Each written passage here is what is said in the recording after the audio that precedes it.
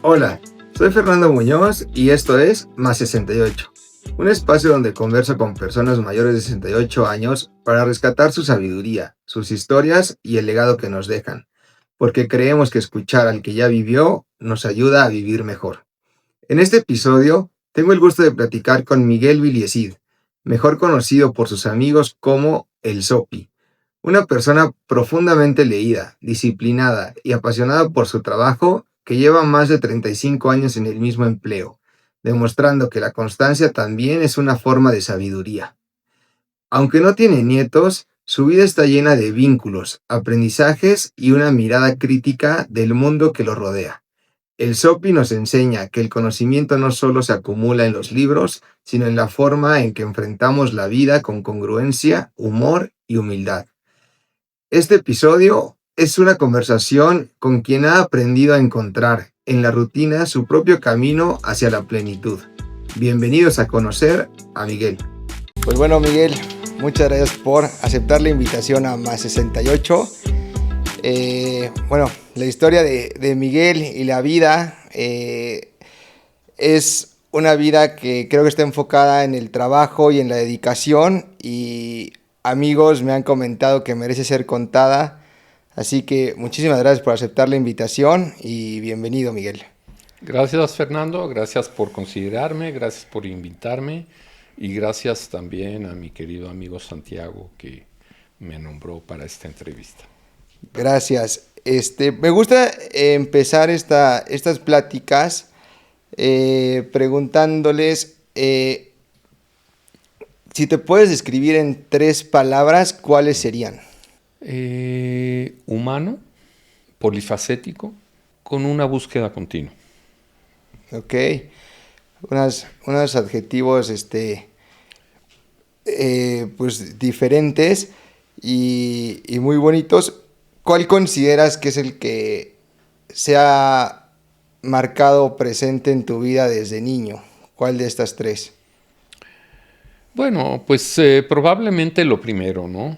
Porque mañosamente a lo mejor dije humano, porque humano es algo que comprende muchas cosas, ¿no? Claro. Comprende cualidades, comprende defectos, y pues creo que soy parte de eso, ¿no? Sí. Qué bonito. Y me imagino que también es como quisiera ser recordado como una persona Sí, humana. sí, yo creo que sí, que así me gustaría ser recordado, efectivamente, incluido con mis defectos, porque eso creo que es una parte importante. A menudo nos muestran las vidas ejemplares, ¿no? De fulano de tal o mengano de cual, y son vidas perfectas, ¿no? La Claro, gente sin tacha. Y pues realmente, seguramente tenían muchos defectos que no nos han platicado, claro. que no pasaron a la posteridad, ¿no? Yo tengo mis defectos y espero que también sea recordado por eso. Ok. Algo que me llamó mucho la atención. Te dicen el Sopi. Así es. Es, creo que un apodo adquirido desde pequeño. Sí, Y nos podrías contar un poquito esa historia, de dónde sí, claro. viene. Entiendo que no hay No, no, ningún no, problema. para absolutamente ningún problema. Ese apodo me lo pusieron aproximadamente en tercero de secundaria. Éramos una generación bastante, lo que llaman en las escuelas una generación problemática. Éramos muy conflictivos y muy, diríamos nosotros, relajientos, ¿no? Y todo el mundo se llevaba apodos, ¿no? Y a mí me pusieron ese, digamos, o se quedó ese, porque me pusieron incluso otros, porque iba todas las mañanas en bicicleta a la escuela y tenía yo el pelo muy largo y rizado. Y tenía pelo, porque ahora, como puedes ver, no lo tengo. Y entonces salía yo recién bañado y llegaba yo a la escuela pues hecho así una maraña de pelo. Y entonces a alguien se le ocurrió decir que parecía un nido de sopilotes y ya se quedó el sopi. Ok, ok, ok. Así Y es. ese te ha acompañado Sí. toda la vida. Me ha acompañado toda la vida en el círculo de amigos de la escuela, ¿no? De la prepa. Sí, Ok, sí. ok, buena historia, ¿no? Eh, y justo, háblanos un poquito más de la infancia de Miguel. Entiendo que es en la Ah, Ciudad de México. así es, correcto. Pues mira, yo tuve una infancia, creo yo, privilegiada. Muy buenos padres tuve, muy queridos, ellos me querían mucho, nos querían mucho a todos. Tuve dos hermanos mayores, uno ya falleció, y pues una clase media que crecía en aquel tiempo, porque México era un país que crecía en aquel tiempo, te hablo de los años 60. Ujú. Fue un periodo de mucho progreso en México en términos de crecimiento económico, etcétera, y empezó a surgir una clase media este, que tal vez antes era mínima, ¿no? Y ahí empezó a surgir de manera más importante.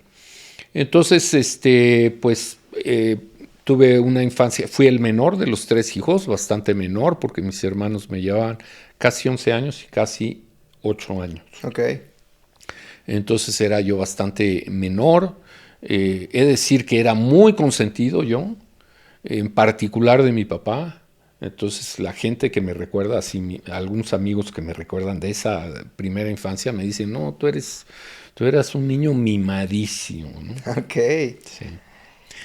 Y, Y lo reconoces. y lo reconozco, sí, claro que lo reconozco. Sobre todo mimado de mi papá, Ok, ¿sí? Sobre todo. Y bueno, pues crecí en escuelas privadas de la Ciudad de México, laicas, muy importante que fueran laicas. En aquel entonces no había tantas, ¿no? Ahora ya casi todas son laicas, pero en aquel entonces escuelas privadas laicas no había muchas. Eh, y bueno, pues ahí hice mis primeros estudios, ahí forjé mi personalidad, mi carácter, como todo mundo, ¿no? claro. ¿Qué me podrías contar de tus padres? ¿Cómo era la relación con ellos? ¿Qué tipo de educación veías en casa? Sí, bueno, mis padres, la relación, digamos, ya posteriori fue buena, lo que no quita que en la adolescencia yo haya sido bastante problemático y les di bastantes dolores de cabeza a mis padres, ¿no? Ok, Eso por un lado, ¿no? Pero muy grata y buena relación a posteriori, ¿no? Desde luego. Y muy queridos y ellos también me querían mucho. No, en ese sentido, una buena familia, gente muy responsable, mi papá, mi mamá. Y bueno, ellos tuvieron una vida muy dura, no quisiera desviar la entrevista demasiado hacia ellos, pero ellos llegaron a México como exiliados españoles. Mi mamá llegó en el año 42, procedente de Francia, procedente de un campo de concentración en Francia. Llegó a México enferma de tuberculosis, fue tratada y curada en México, y mi mamá pues siempre estuvo infinitamente agradecida con México. Y la familia de mi padre llegó después, llegó en el año 45, procedente de Londres, y, y pues también muy agradecidos con México porque les brindaron una oportunidad de rehacer su vida, ¿no? Después de haber estado en dos guerras, la guerra de España, la guerra mundial, y pues haberlo perdido materialmente todo, menos la vida. Y México pues les brindó la oportunidad de rehacer su vida, se conocieron en México y pues fundaron una familia y la verdad es que les fue bien, ¿no? Con las vicisitudes de cualquier vida, pero bien. claro. Algo, algo muy puntual que recuerdes, que, que lo tengas identificado como que admirabas de tus padres o que te haya formado, algo muy puntual. Pues eh, El ser muy estudioso viene de ellos. no, a lo mejor eso te adelantaron, pero no es cierto que yo fuera muy estudioso, ¿eh? Nunca lo he sido y a la fecha no lo soy. Ok. ¿Eh? Eso Es un quisiera que mito de tu quede claro. historia. Ok.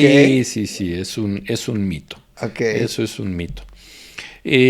Pues de mis padres, ¿qué me marcó? Pues de mi padre lo que aprendí de él, o sea, era una persona extremadamente honesta, extremadamente a la vez cariñoso. Bueno, he de decir que mis padres a mí ya me tocaron este, Cansadones. suavizados, Ok, sí, claro, ya ¿sí? ahorita viendo. Porque ya con mis hermanos, o Exacto. sea, mis hermanos ya los educaron. Entonces a mí ya me tocaron suavizados, Suavecitos, ¿no? ok.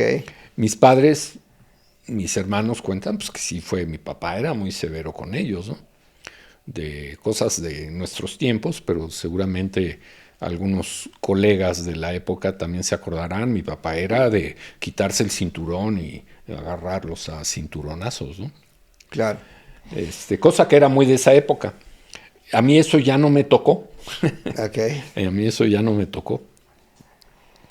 Entonces, ¿Y cómo se veía eso de ser consentido? O sea, si tú vamos a decirlo, lo reconoces, ¿cómo se veía el que te consintieran? ¿O qué favoritismo llegaste a pues tener? sí, y yo creo que externamente para el que no me conocía de dentro de la familia, puede que hayan dicho, ay, qué niño tan sangrón, ¿sí? Ok, Sí, porque sí, pues lo que son los niños mimados, ¿no? ok, Te estoy hablando de mi tierna infancia, ¿no? Ya claro. después evolucioné de otra manera, ¿no?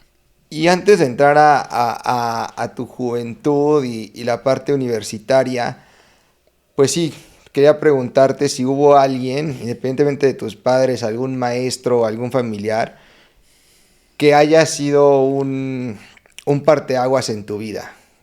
Bueno, así tanto como un parteaguas, pero que sí me llamaron la atención y que sí podían nombrar, sí, sí lo hubo. El maestro Carrión, que era el director de la escuela, era alguien con una personalidad, incluso un físico así bastante imponente, y que pues jugó un rol importante en mi formación, sobre todo desde el punto de vista ético, ¿no? Ok. O digamos que fue capaz de darme los castigos que en mi casa no me propinaban, ¿no? Con él te Este, encuentras en la universidad. no, el maestro Carrión era el director de la secundaria y Ah, la de la prepa. secundaria. Sí, sí, él es una persona que digamos Lo recuerdas que me positivamente en tu lo formación. recuerdo positivamente, absolutamente, sí, lo recuerdo positivamente. Y bueno, hoy en día es hasta raro ver personas que han dedicado más de 3 décadas a un empleo, ¿no? Y entiendo que es Ah, así en el así es, CENAM, ¿no? así es. Eh, Cuéntanos un poquito sí, de tus estudios y cómo llegas al CENAM, ¿no? Sí, claro. Bueno, aquí confesando un poquito lo que yo pienso de por qué hice Sí, las cosas como las hice.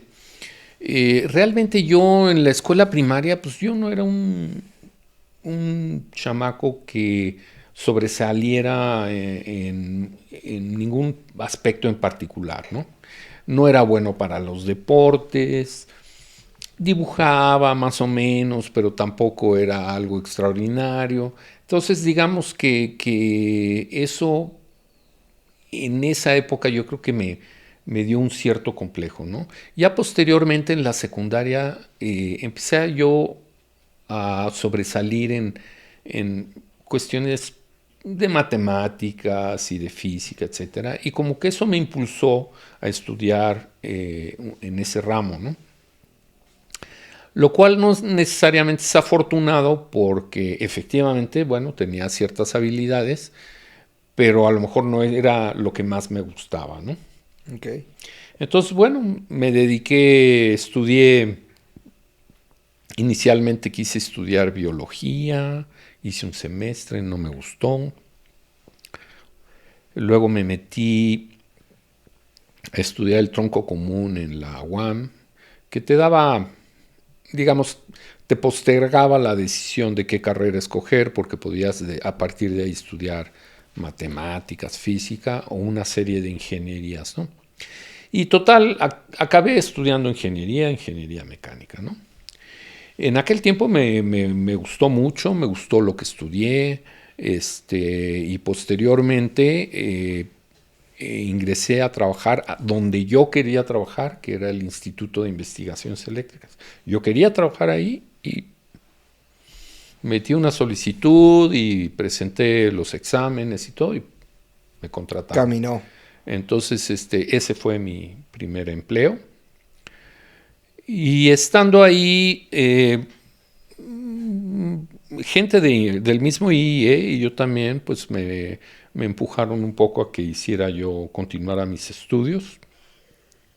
Y así lo hice. Y entonces me fui con una beca del CEFI CONACYT, un proyecto que era financiado entre Francia y México, el CONACYT. Me fui a estudiar una maestría y un doctorado a Francia. Okay. En una cuestión que era, ahí sí, tengo que decir, demasiado árida. Tengo que reconocerlo, que es una cuestión relacionada con vibraciones mecánicas que se llama identificación modal. Terminé mi doctorado un poquito con dificultad, porque ya me tenía hasta el copete y realmente no era algo que me fascinara, ¿no? Pero bueno, lo terminé y me recontraté en el IE y bueno, posteriormente se abrió este Centro Nacional de Metrología, estoy hablando del año 93. 3, 2, ajá. Y pues me interesó, fue un colega de trabajo que me dijo que estaban contratando y que era un proyecto interesante, y pues me entrevisté y me contrataron. Y esa es mi historia, y desde entonces estoy en el CENAM, Centro Nacional de Metrología. Desde sus inicios, yo entré en el 93 y oficialmente fue inaugurado en creo que es el 29 de abril de 1994. O sea, tienes 32 años ya ahí. Exactamente, 32 años ahí. Y estoy por jubilarme. ¿Qué nos puedes hablar de la constancia de estar 32 años en el mismo trabajo? Ajá. Y pues sí, Claro. o sea, ¿no?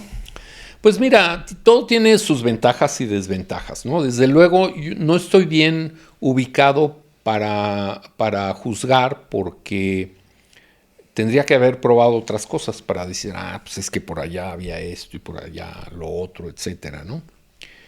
Pero de lo que yo observo de otros amigos que siguieron otra trayectoria o de mí mismo, tiene sus ventajas y sus desventajas, ¿no? Hoy en día hay mucho está en el aire de que hay que ser empresario, ¿no? Uh-huh. Está mucho en el aire esta idea. Y sin embargo, yo siempre fui empleado. Y pues tiene sus ventajas. Ser empleado tiene muchísimas ventajas, ¿no? Tienes en cierto sentido menos responsabilidades. Yo, por ejemplo, llega el fin de semana y pues me dedico a lo mío, porque no tengo la preocupación de que a ver cómo completo la nómina o a ver cómo pago los impuestos o etcétera, ¿no? Una serie de preocupaciones muy legítimas que tienen muchos empresarios, ¿no? Entonces, eso es una gran ventaja y te permite realizarte más en otros aspectos de tu vida personal, y tal vez incluso pues llevar una vida física más sana, puesto que no estás sujeto a tanto estrés. Hay otro tipo de estrés, pero no, por lo menos no a ese tipo de estrés. En mi caso particular fue maravilloso porque me permitió dedicarle mucho tiempo a mis hijos. Okay. ¿Sí? Y eso fue maravilloso, ¿no? O sea, yo salía el fin de semana y este fin de semana es para mis hijos y lo dedicaba a mis hijos y al 100%, ¿no? Y el resultado, pues ahí está. Tengo 2 hijos maravillosos, responsables, independientes, buenos muchachos y además y tengo una excelente relación con ellos que fui cocinando a lo largo de toda su infancia, ¿no? Todo el Claro. tiempo que yo les dediqué. Entonces eso fue maravilloso, muy bueno.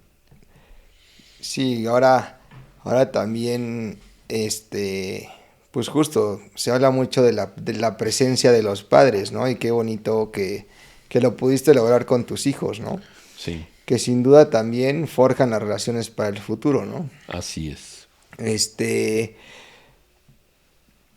¿Nos podrías platicar alguna anécdota dentro del CENAM que hayas vivido, que haya sido trascendental o algo muy importante Sí, sí, cómo no, claro que hay que anécdotas, quieras muchas. ¿De qué compartir? tipo? Sí, en Chuscas, 32 años debe tener chuscas, unas magníficas. de todo tipo de anécdotas hay en el Senam, sí, por supuesto, tanto tiempo ahí, pues de todo vi pasar. Eh, Una que te guste mucho compartir. Trascendentales, yo te voy a decir así unas que me tienen pues bastante orgulloso porque son cosas así bastante inéditas. En el año 1997 realicé yo en conjunto con la Oficina Internacional de Pesas y Medidas, el BIPM que está en París, una comparación de láseres estabilizados en nuestras instalaciones. E invité a colegas de Canadá, de Estados Unidos, de 2 institutos distintos. Estaban ellos, estaba el propio BIPM y nosotros. Éramos 7 láseres. A ver, entonces eran uno de GILA, uno del NIST, uno del NRC, uno del CENAM, uno del BIPM y, y vino también, creo, creo que nada más eran esos 5 láseres. Y estuvimos toda una semana comparándolos uno contra otro. Esos láseres son utilizados para la realización del metro, o sea, con eso se define actualmente el metro. Y en aquel entonces vino de Gila, un laboratorio de Colorado, de Estados Unidos, de Boulder. Vino John Hall, que pues, era alguien ya muy connotado en el área. Estuvo con nosotros toda la semana. Yo tuve el honor de ir a buscarlo al aeropuerto, a México, y regresarlo, y tuve oportunidad de platicar con él mucho tiempo, etcétera. Eso fue en el año 97. Y John Hall, posteriormente, en el 2005, ganó el Premio Nobel de Física. Ok. ¿Sí? Compartido con otro científico austriaco, Hensch. Pero pues fue un honor, ¿no? Y de esa comparación publicamos. Y tenemos una publicación con un premio Nobel. Wow. ¿Sí? Entonces, y posteriormente además hubo, antes de que ganara el premio Nobel, como en el año 99, ha de haber sido, de repente suena mi teléfono en mi oficina y contesto y era John Hall. Y me dice, ¿sabes qué? Tengo aquí unos fondos para un proyecto financiado, porque en Estados Unidos la investigación funciona mucho así, con grants de investigación. Y nunca he tenido un colaborador mexicano. Y me encantaría que me enviaras uno de tus colaboradores a venir a trabajar conmigo. ¿Sí? Y fuiste tú. No, yo no fui porque yo no podía dejar mi trabajo, Ok. ni mi familia, ni nada. Él les Ok. estaba refiriendo a enviar a alguien más joven, ¿no? Ok. Y lo planteé entre mis colegas de aquel tiempo y fíjate que al que yo pensaba que podría haber ido, fíjate que como que le dio miedo y no quiso ir. Y tuvimos que declinar La la oferta. invitación. Pero fue un honor que haya pensado en mí, que haya pensado en México y que haya dicho, tú me vas a enviar a alguien que colabore conmigo en mi laboratorio. ¿Sí? Entonces fue algo muy bonito. Cuando ganó el premio Nobel lo invité a dar una conferencia en un congreso nuestro. de último momento me canceló. O sea, es que es gente, una vez que ganan el premio Nobel, los buscan aquí, allá y acullá. Y bueno, pues. Pero muy, o sea, de último momento, pero me llamó por teléfono y muy amable. Y me dijo, oye, una gran disculpa, pero pues no voy a poder. Por Claro. esto. O sea, realmente fue algo muy bonito. Y bueno, y dentro de este tiempo a él fue al que más conocí, pero visitaron nuestros laboratorios y conocí a otros 2 premios Nobel de Física. A lo voy a decir mal, no es von Kissling, pero es un apellido parecido, un apellido alemán, que fue un premio Nobel de por ahí del año 92, por ahí. Y hoy por hoy hay una constante en física cuántica que es la constante de von Kissling, ¿sí? Okay. Muy importante. Entonces a él lo conocí, y también visitó nuestros laboratorios y le estuve mostrando nuestros láseres y todo a Norman Ramsey, que Norman Ramsey se le considera el inventor del reloj atómico, con lo que hoy en día se mide el tiempo en forma primaria, ¿no? Con una incertidumbre, una exactitud muy elevada. Okay. ¿Sí? Entonces también a él lo conocí. Y es un trabajo que ha sido muy noble, me ha dado oportunidad de conocer a grandes científicos, grandes personalidades. Ahorita nombré, pues, Claro. lo que más se conoce es el premio Nobel, ¿no? Pero muchos otros, gente muy, muy admirable y que puedo decir que son mis cuadernos, ¿no? Claro, qué padre y debe ser muy gratificante, ¿no? Sí, claro. Sí. Qué padre. Con tantos años en una institución, ¿consideras que el trabajo crea una identidad o la pone a prueba? Ah, qué buena pregunta.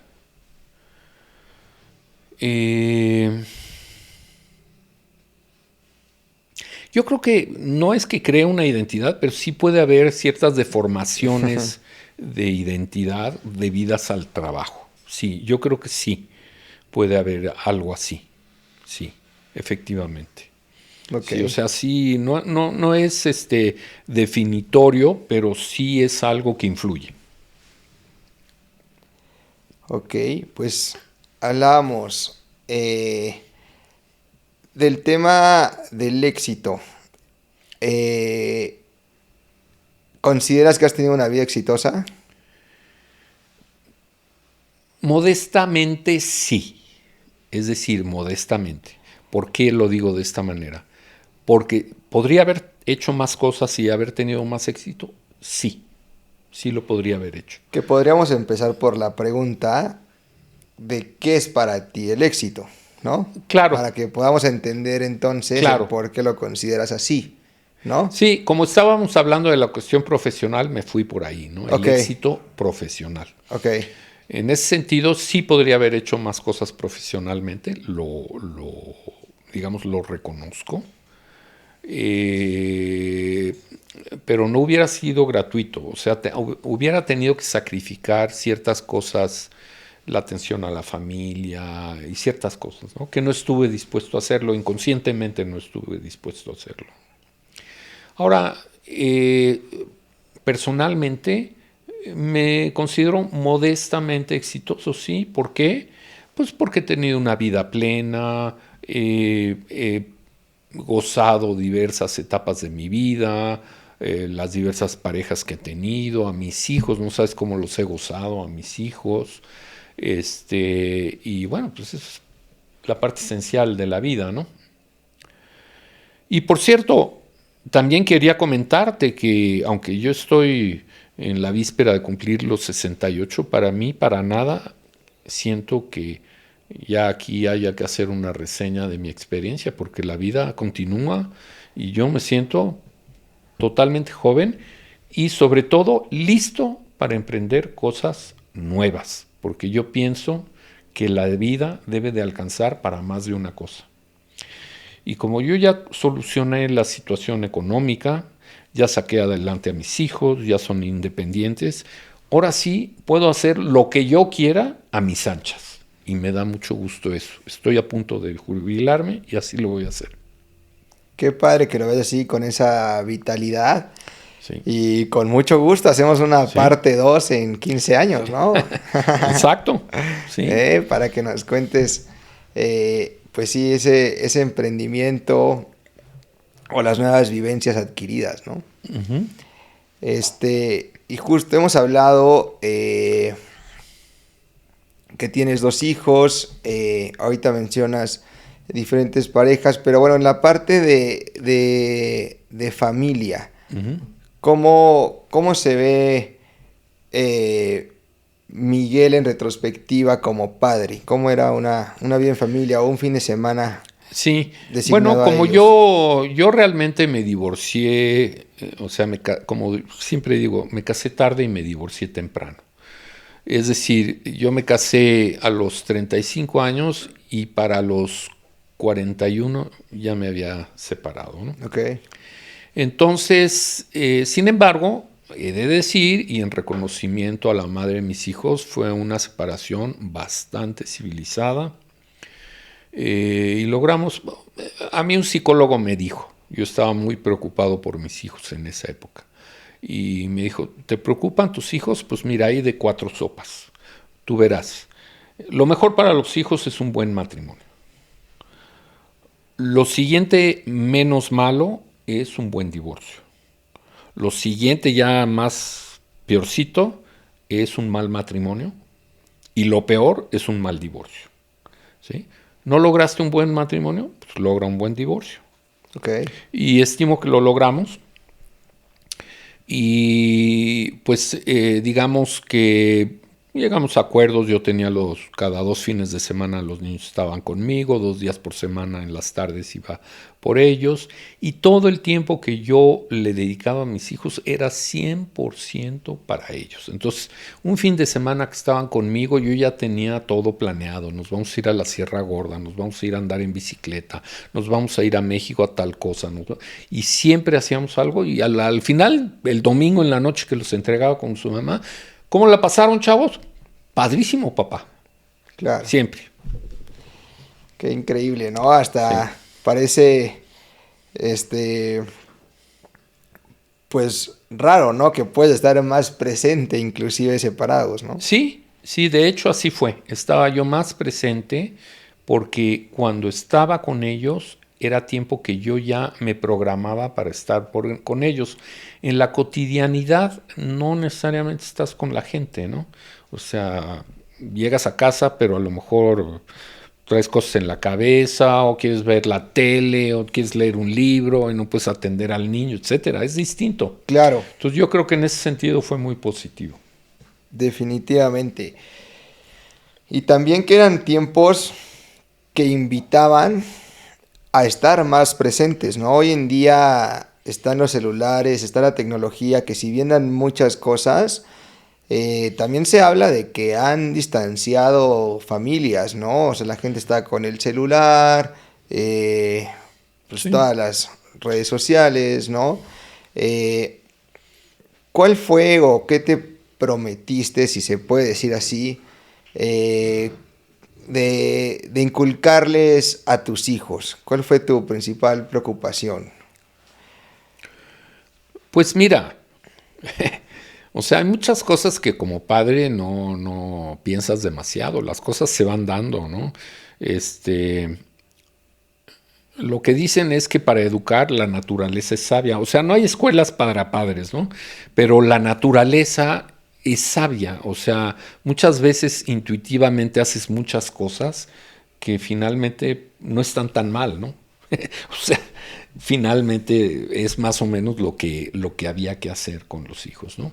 Desde luego, sí, dan dolores de cabeza, especialmente la pubertad con mi hijo mayor fue complicada, el segundo fue más tranquilo, pero bueno, pues fui haciendo lo que más o menos se pudo hacer y yo creo que con mi hijo mayor, que fue tan problemático en esa época, yo creo que el parteaguas fue el voto de confianza que yo le di.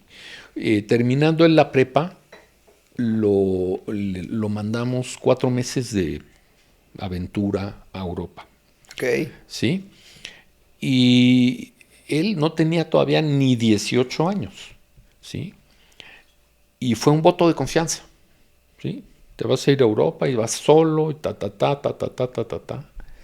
Y ahí te lo Y ese ganaste. voto de confianza me hizo ganármelo por un lado y por otro lado le dio muchísima madurez. Él regresó siendo otro. Eso te iba a preguntar. Sí. ¿Qué notaste en él? ¿Cómo se vio ese? Su relación conmigo a partir de ahí fue mucho mejor. Fue y le hizo madurar muchísimo.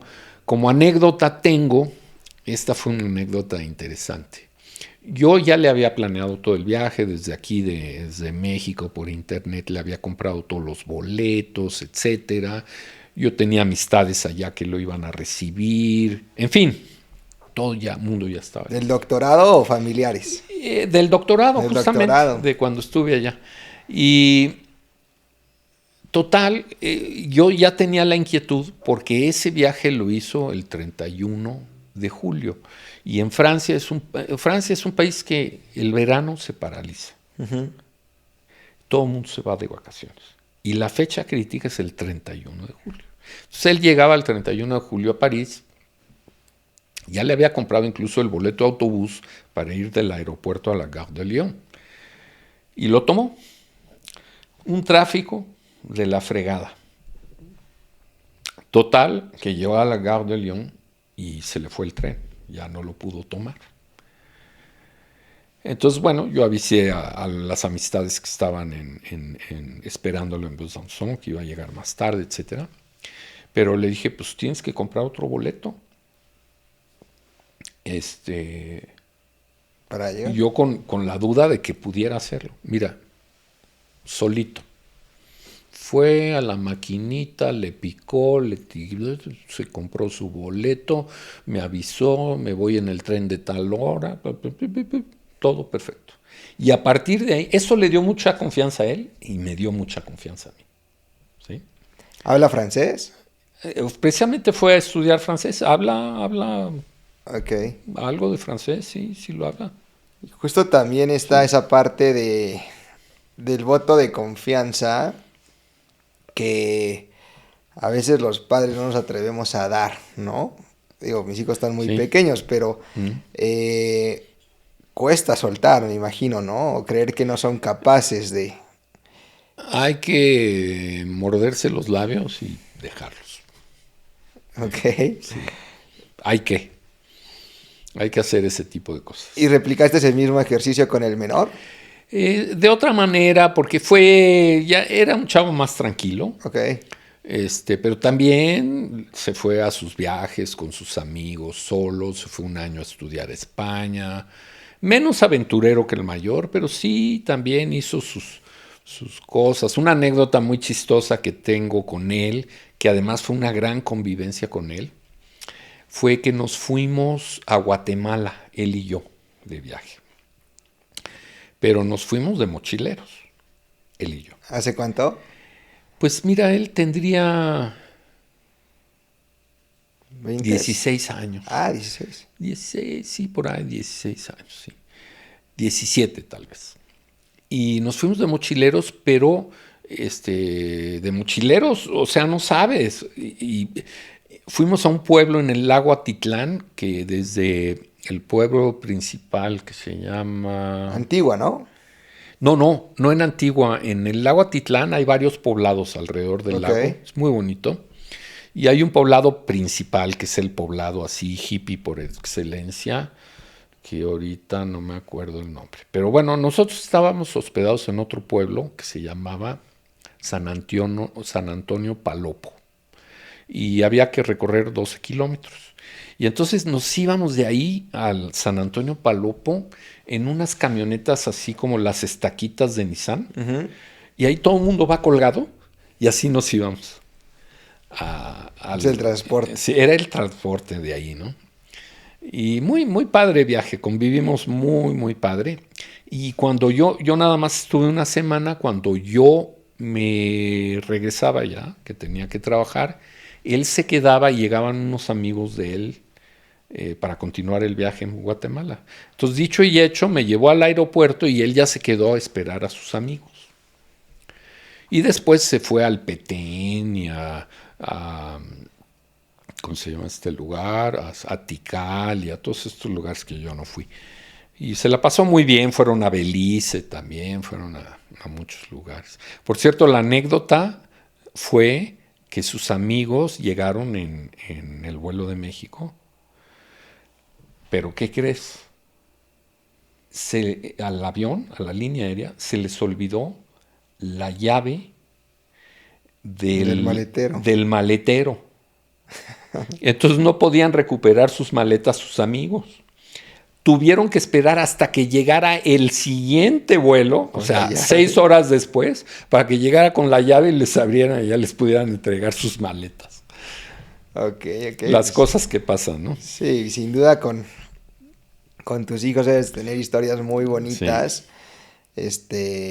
por todo lo que platicas. Viajé mucho con ellos, muchísimo. Y juntos y separados. Así, esa vez fue con Pablo, pero luego juntos fuimos a la Sierra Norte del estado de Puebla, a Coetzalan, fuimos a Chiapas, fuimos a la selva de Chiapas, fuimos a Usumacinta, fuimos a Bonampak, Yaxchilán, a cantidad de sitios, me los llevé a esquiar a Ruidoso, luego ya con el mayor fuimos a esquiar a Utah. He hecho muchos viajes con ellos. Mi hijo mayor hizo un semestre en Greeley, en Colorado, y lo llevamos, Pablo y yo, en coche. Nos fuimos en coche y lo fuimos a dejar allá en Greeley. Unas Colorado. 20, 26 horas.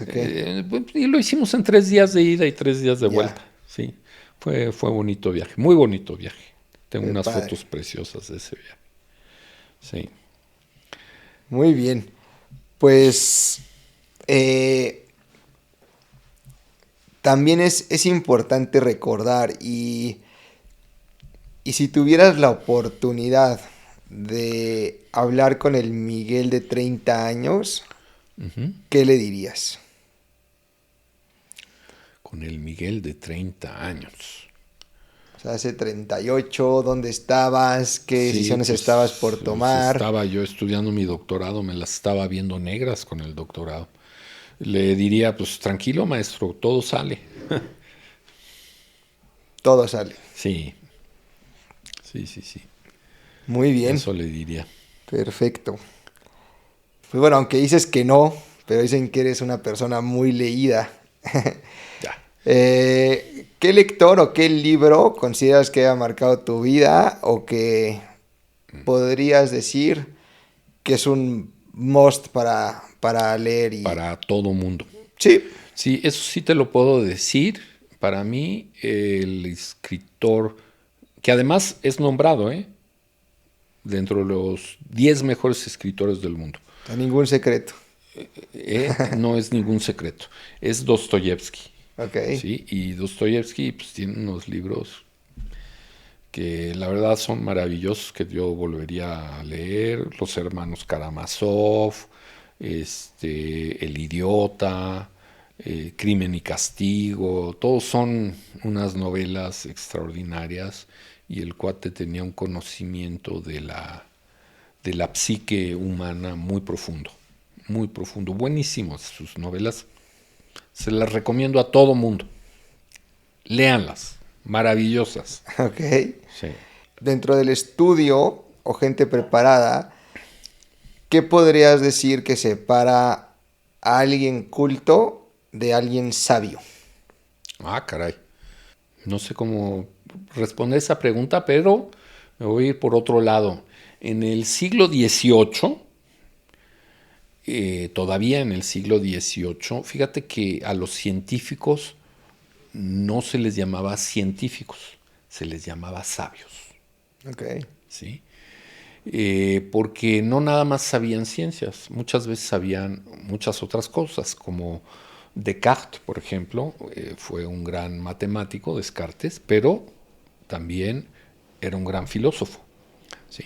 Entonces eran gente que tenían una cultura muy universal, ¿sí? Entonces yo creo que un sabio es una persona con un conocimiento universal. Hoy en día yo creo que una persona culta se refiere, al menos así lo percibo, como una persona que tiene conocimientos en el área de la literatura, del arte, más que nada, más que nada.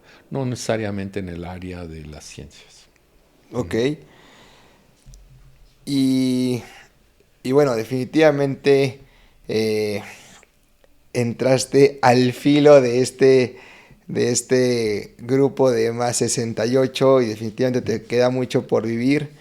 Pero hasta ahora, ¿qué podrías decir que es lo que realmente vale la pena de la vida?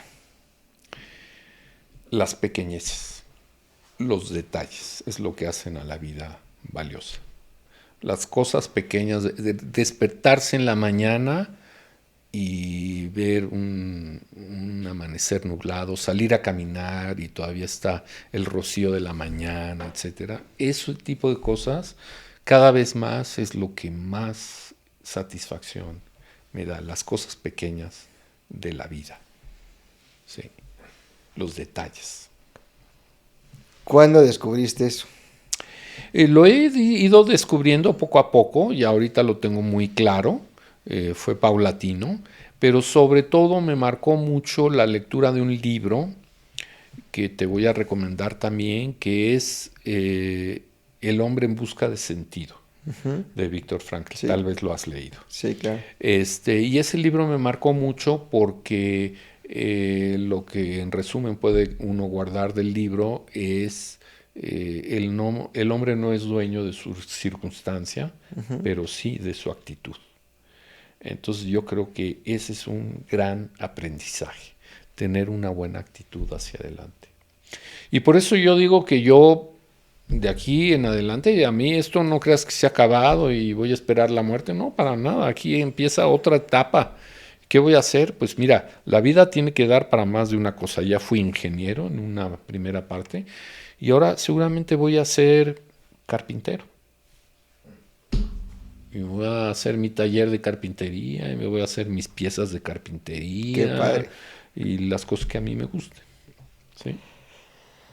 ¿Qué te gustaría que la gente aprendiera de tu forma de vivir? Pues se le enseña, no creo que sea yo alguien así súper ejemplar como para andar dando lecciones, pero tal vez la evolución que he tenido a través de mi vida, porque la vida ubica y la vida forma, y yo no soy el mismo que fui, ¿sí? Por ejemplo, con mi actual pareja, yo digo, nos conocemos de tiempo atrás, pero los dos decimos, si hubiéramos salido en esa época, hace 20 años o 30 años, No se hubiera dado. no se hubiera dado, hubiéramos tronado, porque ella y yo ya somos gente distinta, porque uno va cambiando y se vuelve más maduro, ¿no? Claro. Entonces, yo aplaudo eso, que creo que he evolucionado y que he evolucionado en forma positiva porque los aprendizajes de la vida los he asimilado en forma positiva. Maravilloso. ¿Qué podrías decir que le da paz hoy a Miguel? ¿Qué me da paz? ¿Qué me da paz? Las cosas sencillas de la vida. Caminar al amanecer en el bosque, me encanta. Acariciar a mi mascota, me encanta. Ver a mis hijos, salir con mi pareja, ver a mis amigos y disfrutar tomando una copa de vino, jugando una partida de dominó, sobre todo si gano. Sí. Mucha Este, paz. mucha paz. Sí. Ese tipo de cosas, que son cosas muy sencillas. Es disfrutar la compañía de los demás, la compañía de una pareja, la compañía de los hijos, de las mascotas, de la naturaleza. Muy bonito. Y Miguel, para ir cerrando, si esta entrevista la vieran tus hijos dentro de 20, 30 años, ¿qué te gustaría que recordaran de ti? Bueno, a lo mejor he dicho muchas cosas que les van a traer muchos recuerdos, Claro. porque son cosas, vivencias que hicimos, que tuvimos juntos. Eh, yo creo que, o sea, fíjate que yo creo que el tiempo es muy sabio porque hace que se olvide todo lo malo. Yo de mis padres básicamente recuerdo lo bueno, ¿no? Hubo a lo mejor cosas malas, ¿no? Pero afortunadamente eso se va a la basura y quedan nada más las buenas. Yo estoy seguro que van a recordar los buenos momentos, los que nos divertimos, que hicimos unos viajes maravillosos. De hecho, lo hemos recordado juntos. Hicimos un viaje juntos cuando tenían 11 y 9 años. Nos fuimos en un camper a la isla de Vancouver, en Canadá. Y fue un viaje maravilloso, ¿no?